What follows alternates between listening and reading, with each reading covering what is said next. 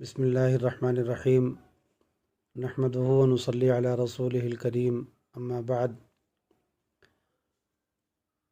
اس سے پہلے حیات المسلمین کا پہلا سبق پیش کیا گیا تھا اور اس میں اسلام اور ایمان سے متعلق قرآن پاک کی آیتیں اور حدیثیں مختصر طور پر پیش کرنے کے بعد کچھ بیان کر دیا گیا تھا اس کا بھی کہ کن باتوں سے آدمی دین ایمان سے نکل جاتا ہے اور کون سی چیزیں ایسی ہیں، وہ بدعتیں اور وہ بری باتیں اور بری رسمیں جو اسلام اور ایمان کے خلاف ہیں، جن سے اسلام اور ایمان کو نقصان پہنچتا ہے۔ تو خیال ہوا کہ پھر اسی مناسبت سے ایک کتاب دوسری ہے تعلیم الدین حضرت حکیم الامت رحمۃ اللہ علیہ کی، تو اس تعلیم الدین سے کچھ ضروری اسلام کے جو بنیادی عقائد ہیں جن کا جاننا اور ماننا ہر مسلمان کے لیے فرض ہے، ان کا بھی بیان کر دیا جائے اور اس کو دوسرا سبق بنا دیا جائے حیات المسلمین کا۔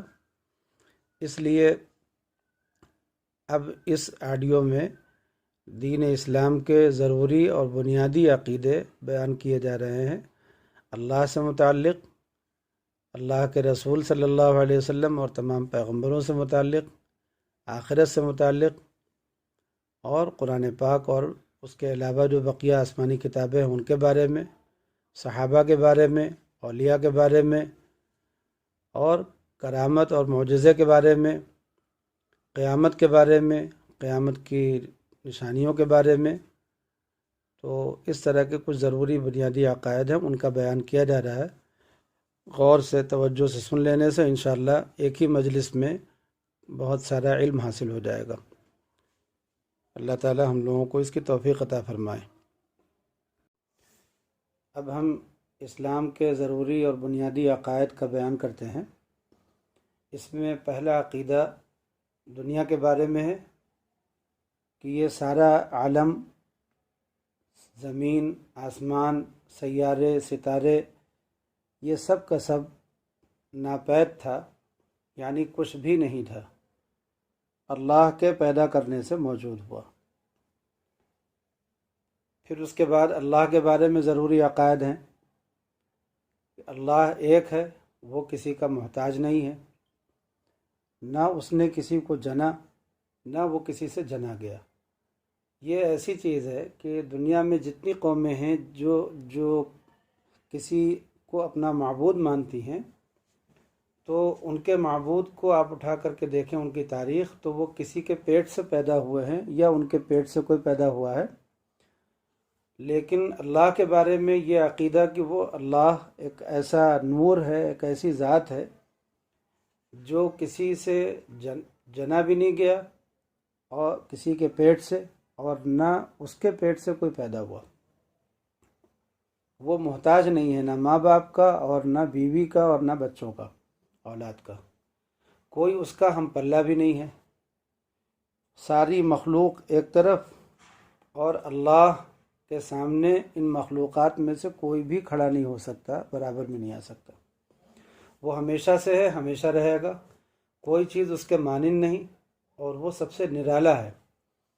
وہ زندہ ہے، ہر چیز پر اس کو قدرت ہے، کوئی چیز اس کے علم سے پوشیدہ نہیں ہے۔ وہ سب کچھ دیکھتا ہے، سنتا ہے، جو چاہتا ہے کرتا ہے۔ یہ سب جو جملے بولے جا رہے ہیں اللہ کے عقائد کے بارے میں، یہ قرآن پاک کی آیتوں کا ترجمہ ہے حقیقت میں۔ وہی پوجے جانے کے قابل ہے، اس کا کوئی ساجی نہیں، اپنے بندوں پر مہربان ہے، بادشاہ ہے، وہ سب عیبوں سے پاک ہے۔ عیب کیا ہوتے ہیں؟ سونا، کھانا، پینا، شادی بیاہ کرنا، یہ ساری کمزوریاں ہیں اللہ کی، اور جسم ہونا، کسی جگہ پر ہونا، یہ سب کمزوریوں سے اللہ پاک ہے۔ وہی اپنے بندوں کو سب آفتوں سے بچاتا ہے، وہی عزت والا ہے، بڑائی والا ہے، پیدا کرنے والا ہے، گناہوں کا بخشنے والا ہے، بہت عطا کرنے والا ہے، زبردست ہے، روزی پہنچانے والا ہے۔ جس کی روزی چاہے تنگ کر دے، جس کی روزی چاہے کشادہ کر دے، جس کو چاہے پس کر دے، جس کو چاہے بلند کر دے، جس کو چاہے عزت دے، جس کو چاہے ذلت دے۔ انصاف والا ہے، بردباری اور برداشت والا ہے، خدمت کی قدردانی کرنے والا ہے، دعا کو قبول کرنے والا ہے۔ اس کا کوئی کام حکمت سے خالی نہیں ہے، وہ سب کا کام بنانے والا ہے، اسی نے پہلے سب کو پیدا کیا، وہی قیامت میں دوبارہ پیدا کرے گا، وہی سب کو زندہ کرتا ہے، وہی سب کو مارتا ہے۔ اس کو لوگ نشانیوں سے اور صفتوں سے جانتے ہیں، اور اس کی ذات کی باریکی کو کوئی نہیں جان سکتا۔ گناہگاروں کی توبہ قبول کرتا ہے، جو سزا کے قابل ہیں ان کو سزا دیتا ہے، وہی ہدایت کرتا ہے، نہ وہ سوتا ہے نہ اونگتا ہے، وہ تمام عالم کی حفاظت سے تھکتا بھی نہیں، وہ سب چیزوں کو تھامے ہوئے ہے، اسی طرح تمام کمال کی صفتیں اس کو حاصل ہے، مخلوق کی صفتوں سے پاک ہے۔ اور جو صفات قرآن پاک میں ایسی ہیں جن کے سمجھنے سے مخلوق کی ہونے کا شبہ ہوتا ہے، تو اس کے معنی اللہ کے حوالے، وہی اس کی حقیقت جانتا ہے۔ ہم بھی کھود کرید کیے ہوئے اس پر ایمان اور یقین لاتے ہیں، اور یہی بات بہتر ہے۔ عالم میں جو کچھ بھلا یا برا ہوتا ہے، سب کو اللہ تعالیٰ اس کے ہونے سے پہلے ہمیشہ سے جانتا ہے، اس کے ہونے سے پہلے، اور اپنے جاننے کے موافق اس کو پیدا کرتا ہے۔ تقدیر اسی کا نام ہے۔ اور بری باتوں کے پیدا کرنے میں بہت سے راز ہیں اللہ کے، جن کو ہر کوئی نہیں جانتا۔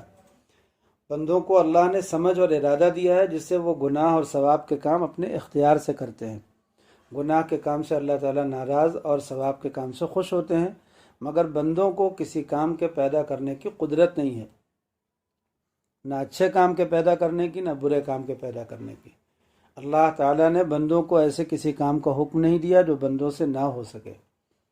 کوئی چیز اللہ کے ذمہ ضروری نہیں ہے، وہ جو مہربانی کرے اس کا فضل ہے، ساری چیز اسی کی بنائی ہوئی ہے۔ اب یہاں سے پیغمبروں کے بارے میں ہے، بہت سے پیغمبر اللہ کے بھیجے ہوئے بندوں کو سیدھی راہ بتلانے کے لیے آئے۔ پیغمبر سب گناہوں سے پاک ہوتے ہیں، گنتی ان کی پوری اللہ ہی کو معلوم ہے۔ ان کی سچائی بتلانے کو اللہ تعالیٰ نے ان کے ہاتھوں ایسی نئی نئی مشکل باتیں ظاہر کی جو اور لوگ نہیں کر سکتے، ایسی باتوں کو معجزہ کہتے ہیں۔ ان پیغمبروں میں سب سے پہلے حضرت آدم علیہ السلام تھے، اور سب سے آخر میں حضرت محمد مصطفیٰ صلی اللہ علیہ وسلم تشریف لائے، اور باقی درمیان میں بہت سے ہوئے۔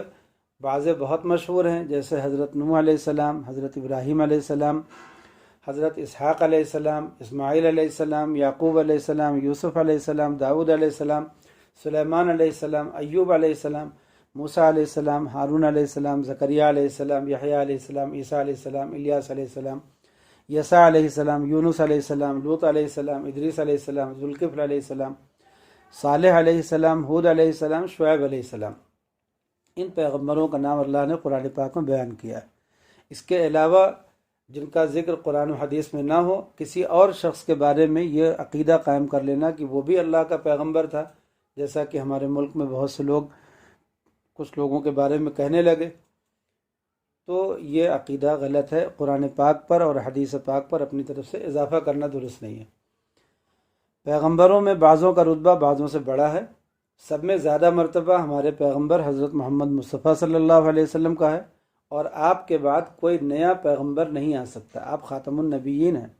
قیامت تک جتنے آدمی اور جن ہوں گے، آپ صلی اللہ علیہ وسلم سب کے پیغمبر ہیں۔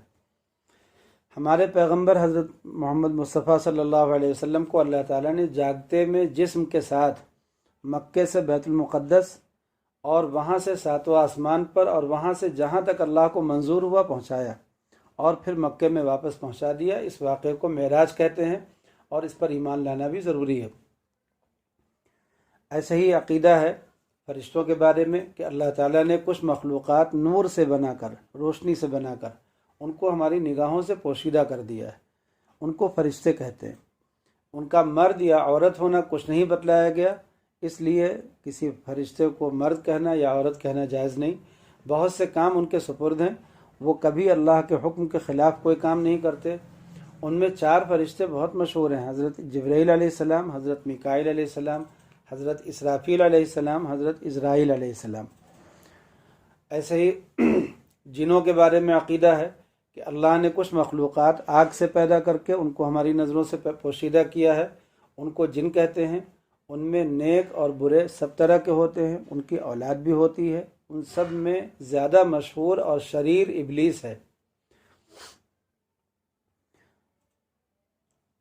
مسلمان اب یہاں ولی کے بارے میں ہے کہ مسلمان جب خوب عبادت کرتا ہے اور گناہوں سے بچتا ہے اور دنیا سے محبت نہیں رکھتا اور پیغمبر صاحب کی ہر طرح کی خوب تابعداری کرتا ہے، 4 باتیں ہو گئیں۔ جب خوب عبادت کرتا ہے اور گناہوں سے بچتا ہے اور دنیا سے محبت نہیں کرتا اور پیغمبر صلی اللہ علیہ وسلم کی ہر طرح کی خوب تابعداری کرتا ہے تو وہ اللہ کا دوست اور پیارا ہو جاتا ہے۔ ایسے شخص کو ولی کہتے ہیں۔ اس شخص سے کبھی ایسی باتیں ظہور میں آتی ہیں جو اور لوگوں سے نہیں ہو پاتی، ایسی باتوں کو کرامت کہتے ہیں۔ ولی کتنے ہی بڑے درجے کو پہنچ جائے مگر نبی کے برابر نہیں ہو سکتا۔ خدا کا کیسا ہی پیارا ہو جائے مگر جب تک ہوش و حواس درست ہیں شریعت کا پابند رہنا فرض ہے۔ نماز، روزہ اور کوئی عبادت معاف نہیں ہوتی۔ جو گناہ کی باتیں ہیں وہ اس کے لیے بھی درست نہیں ہو جاتی۔ جو شخص شریعت کے خلاف ہو وہ خدا کا دوست نہیں ہو سکتا۔ اگر اس کے ہاتھ سے کوئی اچنبھے کی بات دکھلائی جائے وہ یا تو جادو ہے یا نفسانی اور شیطانی دھندہ ہے، اس سے اعتقاد کرنا درست نہیں۔ ولی لوگوں کو بعضی باتیں بھید کی سوتے یا جاگتے میں معلوم ہو جاتی ہیں، اس کو کشف و الہام کہتے ہیں۔ اگر شریعت کے موافق ہے قبول ہے اور اگر شریعت کے خلاف ہے تو رد ہے۔ اب اس کے بعد بدعت کے بارے میں، اللہ اور رسول نے دین کی سب باتیں قرآن و حدیث میں بندوں کو بتلا دیں۔ اب کوئی نئی بات دین میں نکالنا درست نہیں، ایسی ہی بات کو بدعت کہتے ہیں۔ بدعت بہت بڑا گناہ ہے، البتہ بعض باریک باتیں دین کی جو ہر ایک کی سمجھ میں نہیں آتی، بڑے بڑے عالموں نے اپنے علم کے زور سے قرآن و حدیث سے سمجھ کر دوسروں کو بھی بتلا دی ہیں۔ ایسے لوگ مجتہد کہلاتے ہیں۔ مجتہد بہت ہوئے، 4 ان میں بہت مشہور ہیں: امام اعظم ابو حنیفہ، امام شافعی، امام مالک، امام احمد رحمہم اللہ۔ جس کو جس مجتہد سے زیادہ اعتقاد ہو اس کی پیروی کر لے۔ ہندوستان میں امام ابو حنیفہ رحمۃ اللہ علیہ کی پیروی کرنے والے زیادہ ہیں، وہ حنفی کہلاتے ہیں۔ اسی طرح نفس کے سنوارنے کے طریقے، اصلاح و تربیت اور تزکیہ کے طریقے قرآن و حدیث کے موافق ولی لوگوں نے اپنے دل کی روشنی سے سمجھ کر بتلائے۔ ایسے لوگ شیخ کہلاتے ہیں، پیر کہلاتے ہیں، مگر ان میں 4 زیادہ مشہور ہیں: حضرت خواجہ معین الدین چشتی اجمیری رحمۃ اللہ علیہ، حضرت غوث اعظم سیدنا عبد القادر جیلانی رحمۃ اللہ علیہ، شیخ صحاب الدین سہروردی رحمۃ اللہ علیہ، خواجہ بہاؤالدین نقشبند رحمۃ اللہ علیہ۔ جس مجتہد اور شیخ سے اعتقاد ہو اس کی پیروی کر کے دوسروں کو برا سمجھنا درست نہیں، اور پیروی مجتہد اور شیخ کی اسی وقت تک ہے جب تک کہ ان کی بات خدا اور رسول کے خلاف نہ ہو۔ اگر ان سے کوئی غلطی ہو گئی ہو اس میں پیروی نہیں ہے۔ اب آسمانی کتابوں کے بارے میں، اللہ تعالیٰ نے بہت سی چھوٹی بڑی کتابیں آسمان سے جبرائیل علیہ السلام کی معرفت بہت سے پیغمبروں پر اتاری تاکہ وہ اپنی اپنی امتوں کو دین کی باتیں بتلائیں۔ ان میں 4 کتابیں بہت مشہور ہیں۔ تورات حضرت موسیٰ علیہ السلام کو ملی، زبور حضرت داؤد علیہ السلام کو، انجیل حضرت عیسیٰ علیہ السلام کو، قرآن مجید ہمارے پیغمبر حضرت محمد مصطفیٰ صلی اللہ علیہ وسلم کو۔ قرآن مجید آخری کتاب ہے، اب کوئی کتاب آسمان سے نہیں آئے گی، قیامت تک قرآن کا حکم چلتا رہے گا۔ دوسری کتابوں کو گمراہ لوگوں نے بہت کچھ بدل ڈالا، اس لیے اللہ نے ان کو منسوخ کر دیا، مگر قرآن مجید کی نگہبانی کا اللہ نے وعدہ کیا ہے، اس کو کوئی بدل نہیں سکتا، اور اب ساری امتوں کو قرآن مجید پر ایمان لانا فرض ہے۔ اگر کوئی شخص کسی بھی امت کا ماننے والا ہو، وہ قرآن پر ایمان نہیں لاتا اور نبی کریم صلی اللہ علیہ وسلم پر ایمان نہیں لاتا تو وہ نجات یافتہ نہیں ہو سکتا۔ ہمارے پیغمبر صلی اللہ علیہ وسلم کو جس مسلمان نے دیکھا اس کو صحابی کہتے ہیں۔ ان کی بڑی بڑی بزرگیاں آئی ہیں، ان سب صحابہ سے محبت اور اچھا گمان رکھنا چاہیے۔ اگر کوئی لڑائی جھگڑا ان کا سننے میں آئے اس کو بھول چوک سمجھے، ان کی برائی نہ کرے۔ ان سب میں سب سے بڑھ کر 4 صحابی ہیں: حضرت ابو بکر صدیق رضی اللہ تعالیٰ عنہ، یہ پیغمبر صلی اللہ علیہ وسلم کے بعد ان کی جگہ بیٹھے اور دین کا بندوبست کیا، اس لیے خلیفہ اول کہلاتے ہیں۔ تمام امت میں یہ سب سے بہتر ہیں۔ ان کے بعد حضرت عمر رضی اللہ تعالیٰ عنہ، یہ دوسرے خلیفہ ہیں۔ ان کے بعد حضرت عثمان رضی اللہ تعالیٰ عنہ، یہ تیسرے خلیفہ ہیں۔ ان کے بعد حضرت علی رضی اللہ تعالیٰ عنہ، یہ چوتھے خلیفہ ہیں۔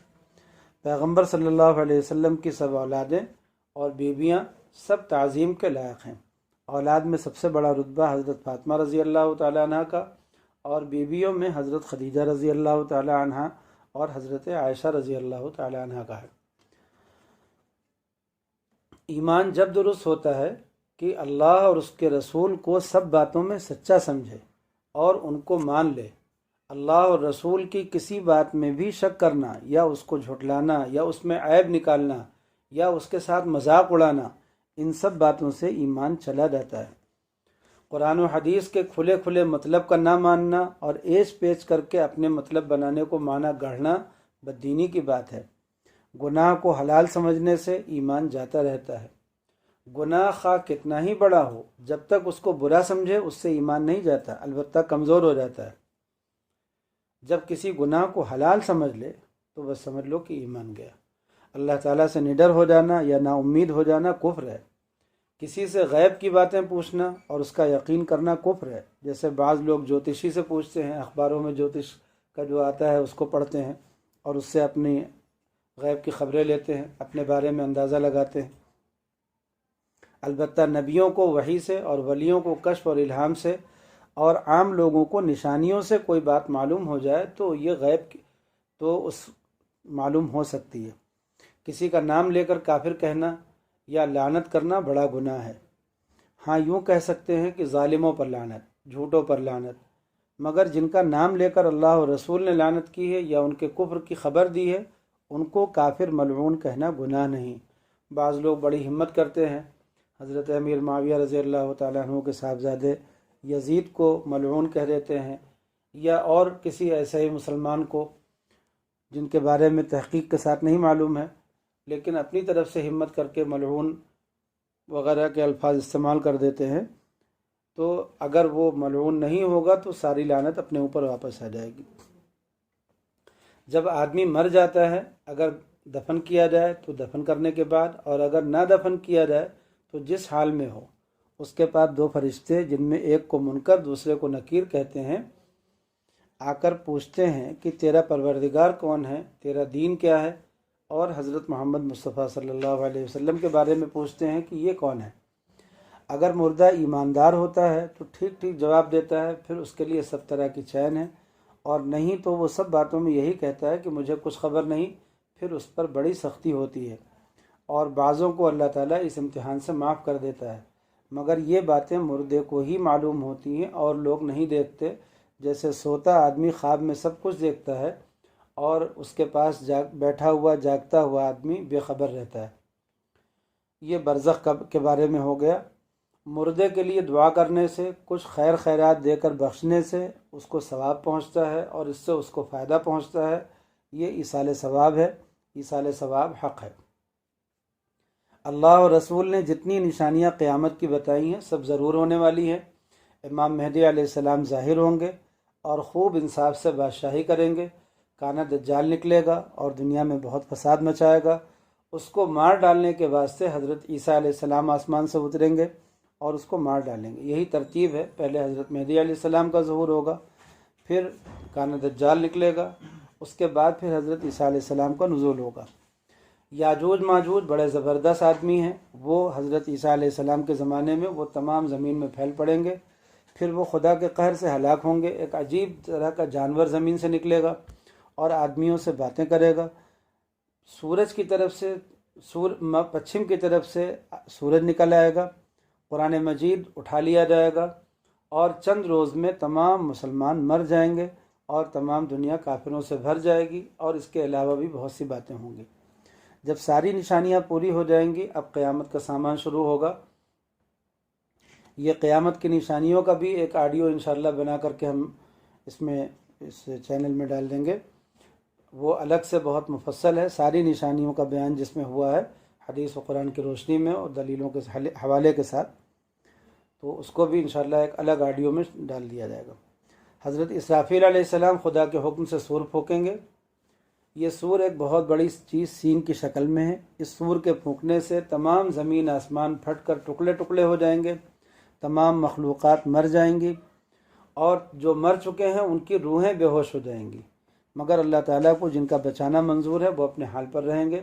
ایک مدت اسی کیفیت پر گزر جائے گی، پھر جب اللہ تعالیٰ کو منظور ہوگا کہ تمام عالم دوبارہ پیدا ہو جائے دوسری بار سور پھونکا جائے گا، اس سے پھر سارا عالم موجود ہو جائے گا، مردے زندہ ہو جائیں گے اور قیامت کے میدان میں سب اکٹھا ہوں گے، اور وہاں کی تکلیفوں سے گھبرا کر سب پیغمبروں کے پاس سفارش کرانے جائیں گے۔ آخر ہمارے پیغمبر صلی اللہ علیہ وسلم سفارش کریں گے، سب بھلے برے عمل تولے جائیں گے، ان کا حساب ہوگا، مگر بعضے بغیر حساب کے جنت میں جائیں گے۔ نیکوں کا نامہ اعمال داہنے ہاتھ میں اور بدوں کا بائیں ہاتھ میں دیا جائے گا، اور کچھ لوگوں کا ان کی پیٹھ پر چپکا دیا جائے گا۔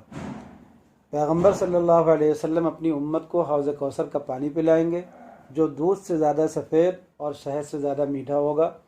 پل صراط پر چلنا ہوگا، جو نیک لوگ ہیں وہ اس سے پار ہو کر جنت میں چلے جائیں گے، جو برے ہیں وہ اس پر سے دوزخ میں گر پڑیں گے۔ دوزخ پیدا ہو چکی ہے اور اس میں سانپ، بچھو اور طرح طرح کے عذاب ہیں۔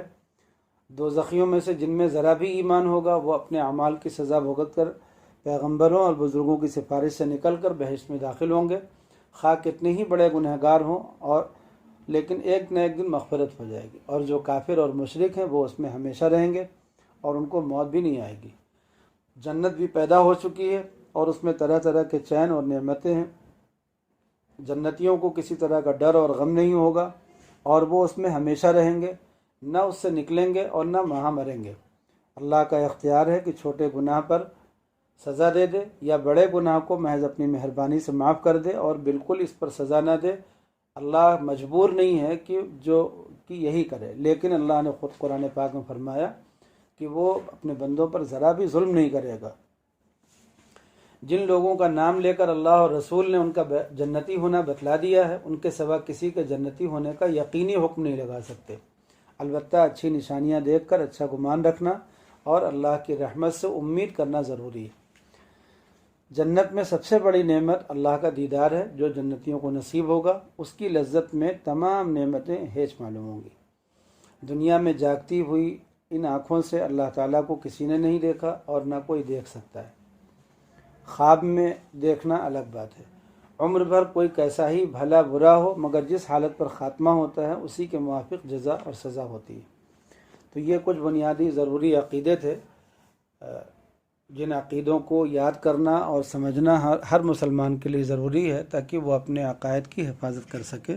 اللہ تعالی ہم لوگوں کو صحیح عقیدوں کے ساتھ زندہ رکھے اور ایمان کامل پر ہم لوگوں کا خاتمہ فرمائے۔